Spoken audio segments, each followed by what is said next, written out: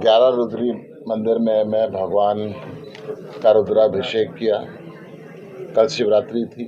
आरण्य मंदिर के अंदर गया और अनेकों स्थानों पे प्रभु का आशीर्वाद लिया। आज प्रभु का आशीर्वाद लिया। प्रभु का आशीर्वाद लेके यहाँ पे कार्यालय का शुभारंभ किया। सुदीप जी, आदित्य और आम आदमी पार्टी के सभी साथी, कांग्रेस के सभी साथी, सभी नेतागण मिलकर बहुत सौहार्दपूर्ण तरीके से इसको लड़ रहे हैं। आज पूरे के पूरे कैथल में, पूरी की पूरी कुरुक्षेत्र लोकसभा के अंदर जहाँ भी जा रहे हैं, बहुत प्रेम, बहुत स्नेह लोगों का मिल रहा है। एक तरफ इस भ्रष्टाचारी सरकार को, इस आतंकी सरकार को, जिसने गोली का राज हरियाणा के अंदर बना दिया, चाहे सरपंचों के गोली मारे, राजनीतिक दलों के प्रधान के गोली मारे, किसानों के गोली मारे, व्यापारियों के गोली मारे और फिरौती के लिए 30-30 गोलियां चलाएं।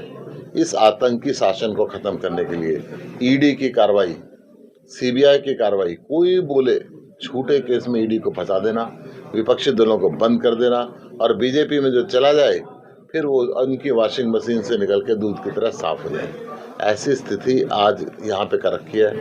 हर घर के अंदर युवा बेरोजगार बैठा हुआ है। बेरोजगार युवा अपराध के रास्ते पर चल पड़ा, नशे के रास्ते पर चल पड़ा, डिप्रेशन के रास्ते पर जाके आत्महत्या कर रहा है। पुरखों की जमीन बेच के डंकी रास्ते से विदेश जा रहा है। हरियाणा के गांव, ऐर गांव की मैं बात करूं, अनेकों ऐसे गांव हैं, गांव के अंदर एक युवा नहीं बचा, सारा विदेश चला गया। और विदेश में जाके बॉर्डर पे गोली लग जाती है, जाने के पैसे तो खेत बेच के मिल गए, लाश घर पे वापस लाने का इंतजाम नहीं हो पाता, तो घर का चिराग वहीं पे लावारिस रह जाता है। ये स्थिति हरियाणा की आज खट्टर सरकार कर चुकी है। कुरुक्षेत्र से आगाज होगा। धर्म क्षेत्र कुरुक्षेत्र के अंदर जब धर्म युद्ध हुआ था, जब विजय हुई थी अधर्म के ऊपर धर्म की, इस वोट चोर भाजपा की युग परिवर्तन होगा और युग परिवर्तन की शुरुआत कुरुक्षेत्र से होगी। अब भारतीय जनता पार्टी का युग जाएगा और इंडिया गठबंधन का युग आएगा। सर, टिकट बंटवारे में भाजपा लेट लतीफी कर रही है, तो इस लेट लतीफी का क्या? भाजपा डरी हुई है। भाजपा को कौन जाए? भाजपा के लोग भारतीय जनता पार्टी छोड़ के भाग रहे हैं। जब इंडिया गठबंधन हुआ था तो बीजेपी में हड़कंप मच गया था।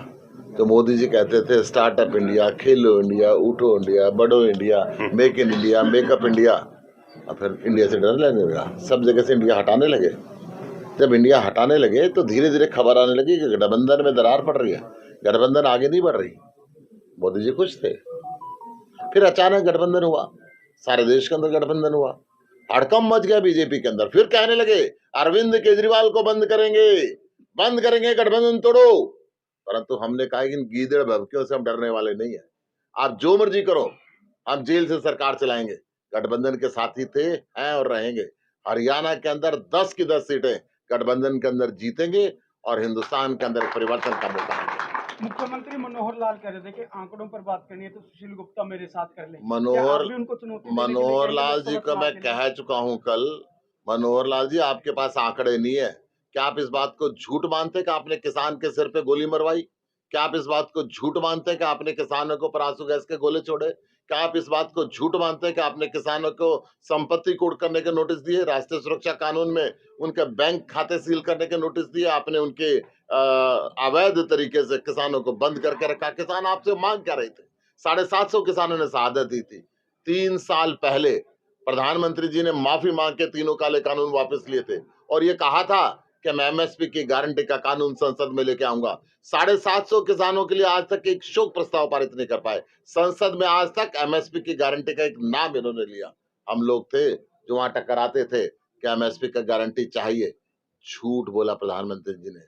ऐसे झूठ बोला जैसे पिछली बार बोला था 15 लाख रुपए हर आदमी के खाते में आएंगे, जैसे बोला था 2022 के अंदर हर किसान की आय डबल कर दूंगा, जैसे बोला था पिछली बार विधानसभा के चुनाव में 75 पार है, जैसे अब झूठ बोल रहे हैं कि 300 पार है, 400 पार है। अब ये 200 से नीचे नीचे रहने वाले हैं।